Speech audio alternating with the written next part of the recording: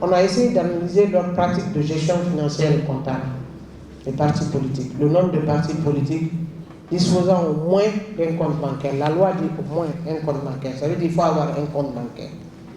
Si vous regardez au moins qu'ils disposent 52%, ils vont vous dire que...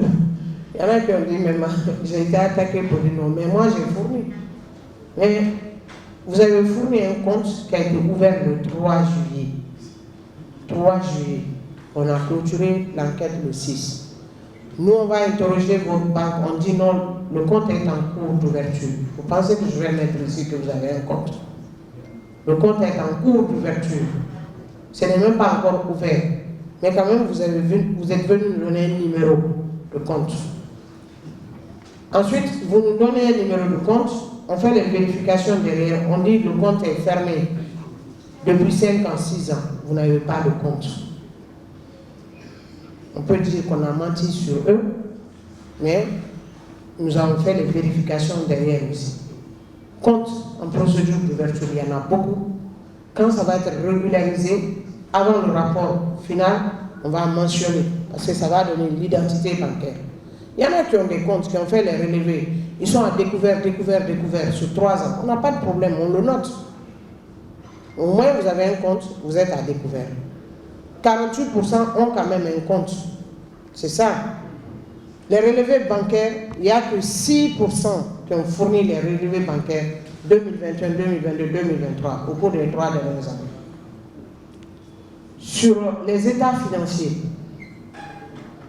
2% ont fourni les états financiers des 122. 98% n'ont pas fourni d'états financiers. Je défie quiconque, je dis devant la presse, je défie. Si quelqu'un me dit, on va prendre la presse à témoin pour dire qu'ils ont fourni. Qu'est-ce qu'on appelle état financier? Un état financier non certifié, nous on n'a pas dit qu'on est contre, on a pris. Mais après on va vous dire, allez faire certifier votre état financier par un cabinet d'expertise comptable. Mais pour le moment, on prend, on note sur votre compte que vous avez donné un état financier. Ensuite, quelqu'un va me donner des factures, les dépenses faites pour l'implantation, on dit que c'est l'état financier. Ce n'est pas l'état financier. Et aujourd'hui, la gestion des associations politiques, apolitiques, l'OADA a encadré. Et c'est rentré en vigueur depuis le 1er janvier 2024. L'inventaire des biens au cours des 3 dernières années. C'est devant nous, parfois, on compte le nombre de chaises, où il y en a qui ont saisi 3 téléviseurs, 4 ordinateurs, tel. Ensuite, on a un hectare, fournissez-nous la preuve de ce bien. Vous n'avez pas donné même un arrêté ou une donation, vous n'avez pas fait. Vous voulez qu'on compte, on ne peut pas compter. Donc, 100% n'ont pas pu quand même nous fournir.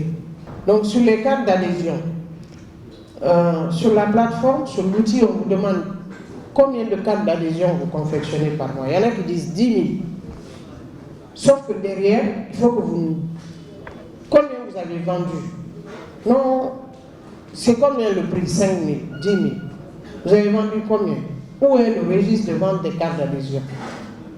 Je n'ai pas 5 partis politiques. Il y a un seul parti qui a fourni la liste de vente des cartes d'adhésion avec les numéros d'adhésion sur l'étendue du territoire, même avec les secrétaires fédéraux.